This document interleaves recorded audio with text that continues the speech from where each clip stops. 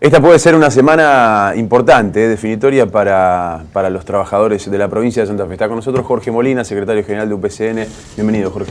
Buenas tardes. Bueno, a la espera esta semana.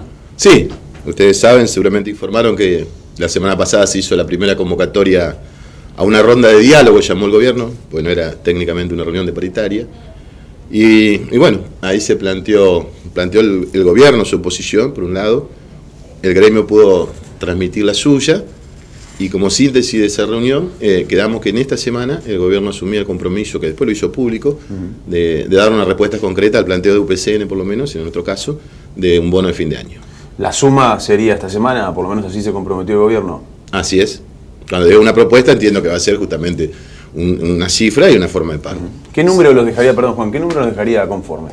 Bueno, yo planteo desde UPCN el principio de octubre, más o menos la primera manifestación al respecto, cuando también simultáneamente se hablaban desde la CGT Nacional la necesidad de un bono de fin de año. Yo había planteado como deseable, como objetivo, 5.000 pesos. 5.000 pesos teniendo una referencia objetiva que es más o menos la mitad del ingreso del salario mínimo del sector público. Me parecía que era una referencia objetiva y para discutir, porque eso también es claro, nosotros tomamos esa referencia para discutir con el gobierno, que en ese momento ni siquiera nos convocaba por este tema. También tenemos una segunda referencia, que ya no son nuestras declaraciones, sino fue lo que acordó la Nación para nuestros colegas empleados públicos nacionales, que son 3.500 pesos para los que menos ganan, y va decreciendo hasta 2.000 pesos para los que más ganan, con un límite de 45.000 pesos, hasta los salarios de 45.000 pesos. Esa es otra referencia también objetiva. Bueno, yo creo que nosotros podemos avanzar con el gobierno en alguna propuesta intermedia entre lo que nosotros estamos planteando y lo que el gobierno efectivamente pueda pagar, y nos va a permitir a nosotros llegar a fin de año con alguna holgura después del desfasaje salarial con respecto a los precios que hemos tenido en el año. Y más si tomamos la interanual, yo recuerdo que el último trimestre fue altamente inflacionario del año pasado, así que si tomamos la interanual estamos en 15 puntos abajo de los índices inflacionarios, los salarios. Jorge, ustedes, como todos los sindicatos, de alguna manera les piden, le conocen los números al gobierno de la provincia de Santa Fe. Aquí viene el ministro de Economía y le plantea si no tenemos, no hay forma, no nos alcanza, no está la plata y demás. ¿Cuánto puede pagar el gobierno? Yo creo que el gobierno puede pagar. El gobierno tiene Santa Fe, vamos a decir la provincia de Santa Fe más allá del gobierno, tiene una estructura presupuestaria bastante sólida, fruto de su economía, no es fruto solamente de una administración o una gestión. Santa Fe es una provincia, la segunda provincia agroexportadora del país, tiene sectores fuertemente industrializados, tiene un comercio bastante consolidado. Eso hace una base tributaria bastante sólida, al punto de que Santa Fe en los últimos años ha crecido impositivamente por sobre la inflación. Ha recaudado más de lo que de la actividad económica en sí, por un lado. Y por otro lado, justamente hace un año, el gobierno tuvo la suerte, y la justicia en este caso, de tener el fallo de la Corte Suprema que devolvía las retenciones que la Nación por 10 años le hacía a los fondos del ANSES que tenían que redistribuir. Ese fallo salió en noviembre, eso significa más o menos 7.000 millones de pesos al año. La legislatura provincial tomó ese fondo y en el presupuesto lo incluyó para obras de infraestructura y obra pública. Es decir, no se podría gastar, por ejemplo, para gasto corriente, como podrían ser los salarios. Pero, por otro lado, esa imputación a la obra pública libera otros fondos que la provincia per sí anteriormente ya tenía dispuestos para obras públicas. Y insisto, el crecimiento de la recaudación de la provincia es muy sano, muy sólido, más allá de las dificultades económicas que tiene la economía argentina en general. Pero cuando yo le digo claramente que los ingresos de Santa Fe van por sobre la inflación, le estoy dando que tiene, digamos, una salud, las finanzas provinciales importantes. O sea, los 5.000 pesos no son algo imposible de pagar como... Sí, hay que ver porque también, Juan Manuel, nosotros tenemos que saber que nosotros representamos en UPCN cerca, casi 40.000 compañeros, pero tenemos que entender que también hay 60.000 docentes, que debe haber 25, casi 30.000 policías, tenemos que ver que también están los municipales, es decir, cuando uno multiplica un número, sabemos que se hace pesado juntarlo, digamos. Por eso somos razonables y prudentes. También creo que el gobierno debe reconocer la prudencia de los compañeros. Del caso de UPCN no hemos hecho paro por apertura de paritaria en este semestre, en este trimestre, porque entendemos que no hay marco ni posibilidades para hacer eso, pero a cambio estamos exigiendo el bono y que apenas comience el año tengamos ya sí la discusión en un ejercicio contable y político y económico ya nuevo, este recaudamiento salarial que tiene que ser continuo y permanente, porque un bono es una situación extraordinaria, como nosotros lo definimos. La semana pasada decíamos que de todos los gremios, por lo menos yo decía, acá hubo un mini debate, de todos los gremios UPCN tal vez es el que mejor jugó al ajedrez, porque no paró la burocracia estatal haciendo paros, planteó de arranque el tema del bono y termina siendo una reunión con el gobierno, una de las primeras, a la primera junto con ATE, en donde por primera vez se habla oficialmente de esta posibilidad. ¿Cómo resolvieron, y concretamente vos, cómo resolviste este tema hacia adentro de las bases, digamos, porque todos miraban para los costados, AMSAFE al paro, SADOP al paro, ATE al paro, UPCN, ¿qué hacemos? ¿Cómo lo resolviste para adentro? Bueno, nosotros obviamente a través de la comunicación y del diálogo con los compañeros, es decir, esto lo ve, nos pasaba en los hospitales, CIPRUS paraba y los nuestros no, nos pasaba en la escuela, el comedor y la portera, digamos, no paraba y AMSAFE sí, llevaríamos ya más de 6 paros en lo que va del semestre, lamentablemente, digo, con todo respeto, sin ningún resultado, y no creo que haya resultado de aperturas de paritaria en lo que queda del año. Bueno, nosotros lo charlamos claramente con nuestros compañeros en distintos, digamos, ámbitos. Yo quiero comentar que hace más de un mes hicimos una asamblea en Rosario de delegados y lo explicamos este argumento, claramente le explicamos a los compañeros que no Santa Fe ya, sino el movimiento obrero en su conjunto, los que han hecho políticas anuales, no estaban planteando la apertura de paritarias porque entendían, como entendemos nosotros, que entrar en una puja despiadada, digamos, en el marco nacional, provincial o donde sea, entre precio y salario, siempre la experiencia histórica de nuestro pueblo y del pueblo de trabajadores que ganan como se llama, los precios. Ya alguien había dicho hace mucho que cuando hay esta clase de inflaciones los precios van por el ascensor y los sueldos por la escalera. Y era una forma didáctica que tenía, en este caso el general Perón, de explicar que la inflación es mala para los trabajadores. Si nosotros analizamos que ni los gremios industriales, ni los gremios de la energía, ni los gremios del comercio, ni los gremios que están en el servicio están planteando esta pelea, es porque hay una sabiduría en que no se puede entrar en esa pelea, porque si uno consigue un 15% de pasaje, sabemos que la economía o los empresarios, por decirlo así, te remarcan un 20, un 25, y si vos vas por recuperar ese 25, te remarcan un 40, y así tenemos o una explosión social o económica, o una crisis social bastante importante. Entonces nosotros hoy tenemos, como todo el pueblo trabajador, salarios que han estado a la baja, puntos más, puntos menos, de la inflación. Y vamos a esperar el tiempo necesario, que va a ser en un ejercicio económico donde se puede planificar, donde se puede proyectar, digamos, tener esta recomposición que recupere un poco esta pérdida salarial que te estaba diciendo. ¿Y qué opinas frente a esta idea que plantean el resto de los sindicatos que dicen, bueno, el por qué no al bono, sobre todo los sindicatos docentes? Porque dicen, también lo planteábamos acá la semana pasada, porque reabrir la discusión salarial en la paritaria permite que el año que viene, cuando volvamos a discutirla, arranquemos de un monto distinto, de un porcentaje mayor. Que también es atendible, ¿no? Es elemental, porque pero eso tiene un costo para la provincia, esto es lo que uno está discutiendo, lo que va a discutir en enero. Entonces la provincia no se dio cuenta, el ministro de Hacienda dijo, no, esto del año pasado no se anualiza. Digamos, es con todo respeto un argumento casi infantil, obviamente que la discusión paritaria tiene que ver con los costos. Para el Estado el salario objetivamente es un costo.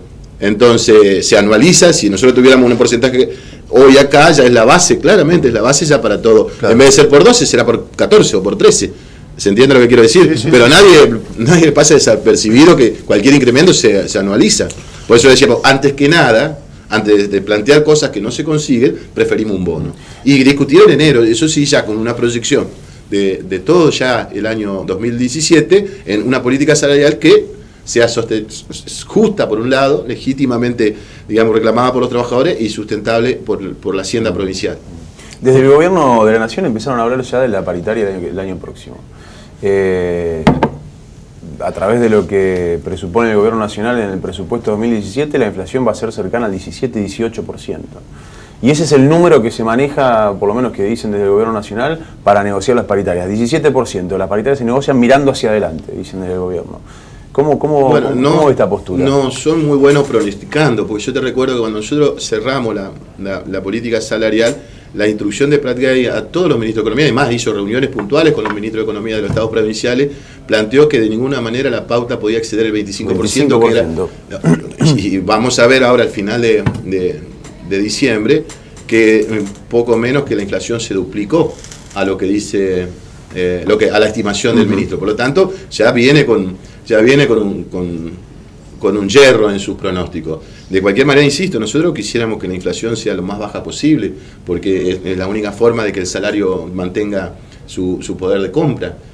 Habrá que ver cuáles son las variables. Evidentemente también hay toda una serie de fenómenos. La economía está interrelacionada no solo en la Argentina, en todo el mundo.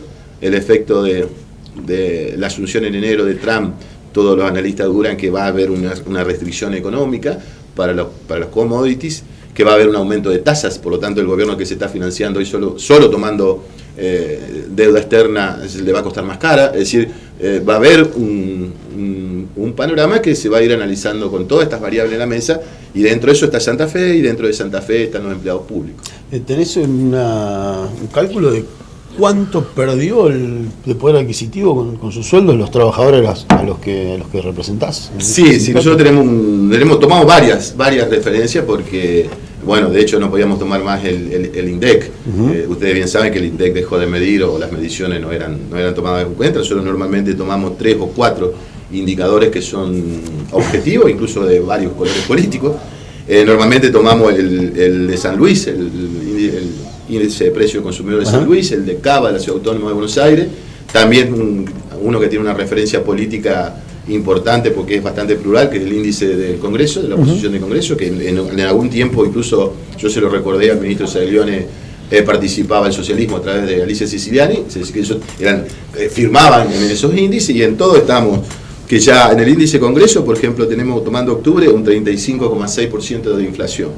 Si tomamos la Ciudad Autónoma, que fue impactada, sabemos que tiene un poquito de impacto mayor al resto porque se actualizaron algunas tarifas y se perdieron subsidios, en lo que va del año tiene un 36,6%, con unos puntitos más por este impacto.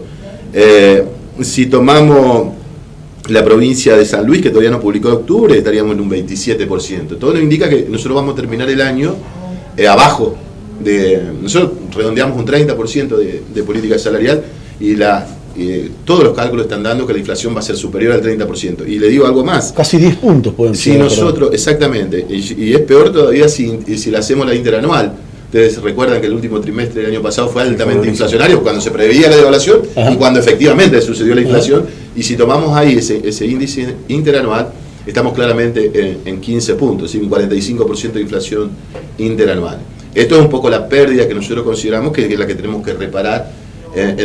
Obviamente nuestro deseo es, como sucedió en septiembre, si bien picó de nuevo en octubre, que la inflación vaya decreciendo y poder tener valor de compra del salario. Si no, como te decía hoy, el primero que pierde con una inflación alta, con una economía indexada, son los que tienen ingreso fijo. Eso es básico, claro, y obvio. ¿Y por qué no se pueden poner de acuerdo todos los gremios en el mismo reclamo? Uno escucha el planteo de PCN, bueno, lo hablábamos la semana pasada con Héctor y demás, escucha el planteo de los otros sindicatos que dicen, no, nosotros queremos que se reabran a paritaria. Yo también quiero, pero hay que ver si es posible, ¿entiendes?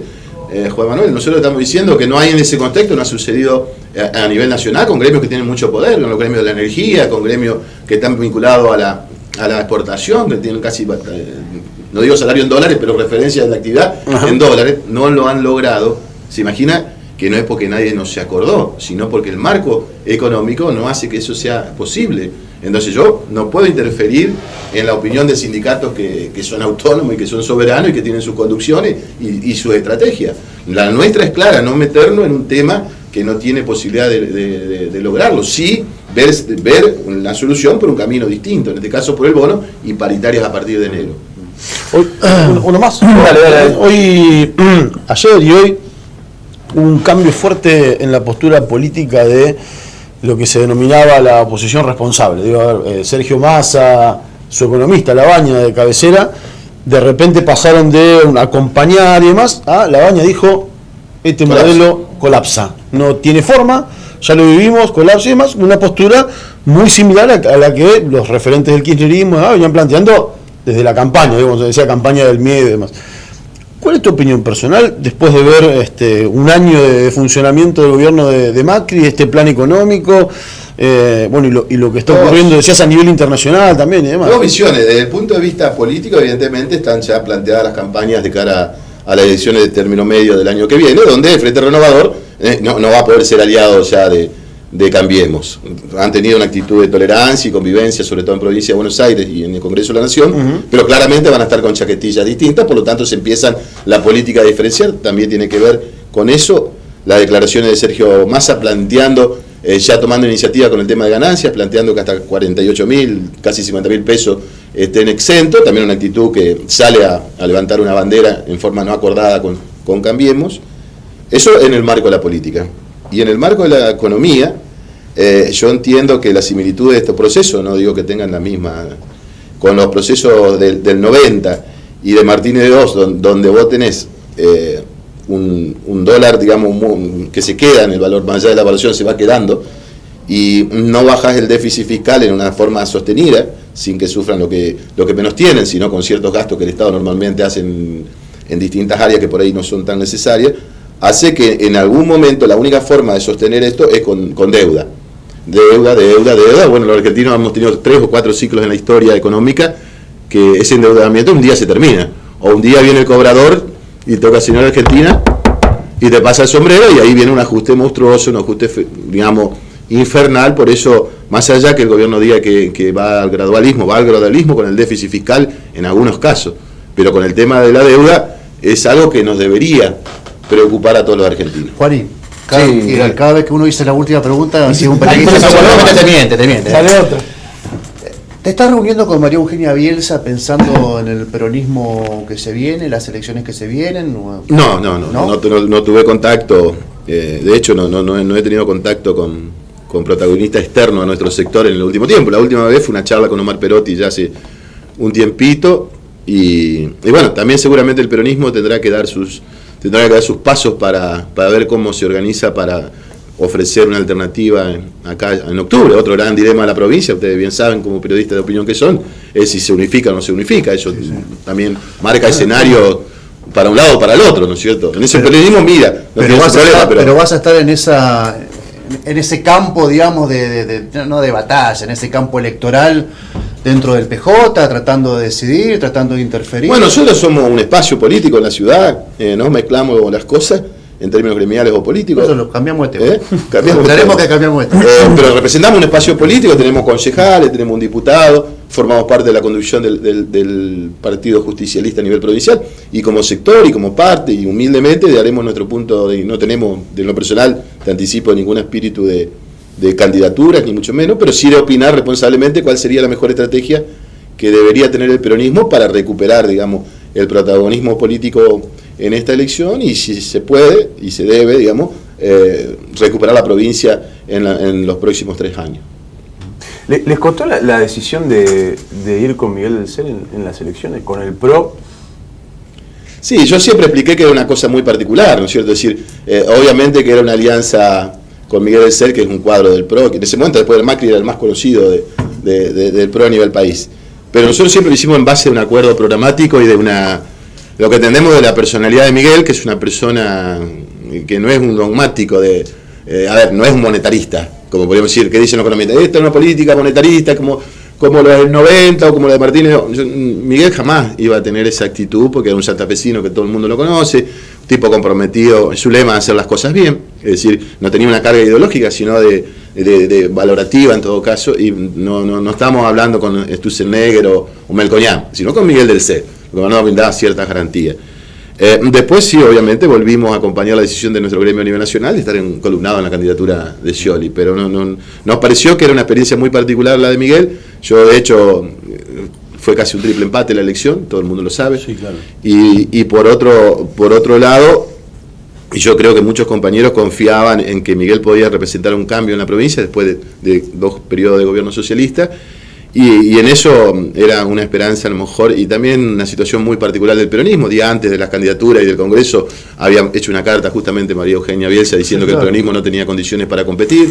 El Congreso del peronismo que se hizo acá muy cerquita atravesó por varias dificultades con respecto al número. Siendo muy crítica para dentro del peronismo. No fueron los candidatos que surgieron a ese congreso, ni siquiera fueron. Es decir, quiero marcarte también que el peronismo vivía una etapa muy crítica, donde no estaba acoplado a la conducción nacional, la gran mayoría, digamos, pero a su vez la conducción nacional del peronismo con la lapicera hacia la lista. Entonces se daba una particularidad bastante característica para Santa Fe.